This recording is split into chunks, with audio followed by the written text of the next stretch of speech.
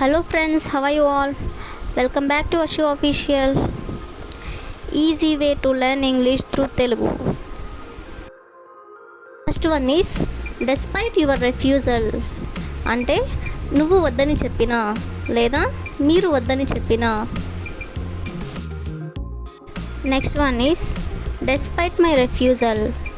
అంటే నేను వద్దని చెప్పినా. Next one despite father's refusal. అంటే నాన్న వద్దని చెప్పినా.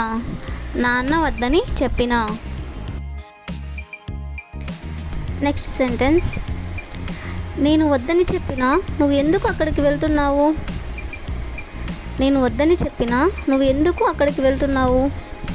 దీన్ని మనం ఇంగ్లీష్లో ఎలా చెప్పాలంటే despite my refusal, why are you going there?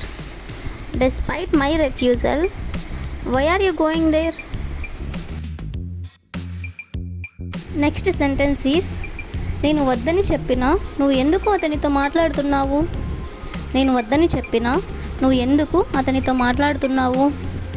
దీన్ని మనం ఇంగ్లీష్లో ఎలా చెప్పాలంటే despite my refusal, why are you talking to him? Despite my refusal, why are you talking to him? Next sentence is మీ అమ్మ వద్దని చెప్పినా నువ్వు ఎందుకు అలా చేస్తున్నావు.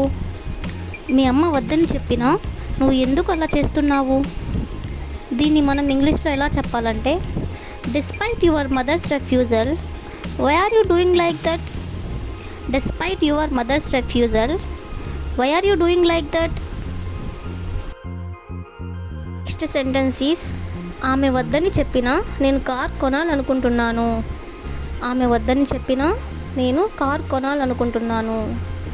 దీన్ని మనం ఇంగ్లీష్లో ఎలా చెప్పాలంటే despite her refusal, I want to buy a car. Despite her refusal, I want to buy a car. Next sentence is నాన్న వద్దని చెప్పినా ఆమె ఇంకా అతనితో మాట్లాడుతుంది. దీన్ని మనం ఎలా చెప్పాలంటే despite father's refusal, she is still talking to him. Despite father's refusal, she is still talking to him.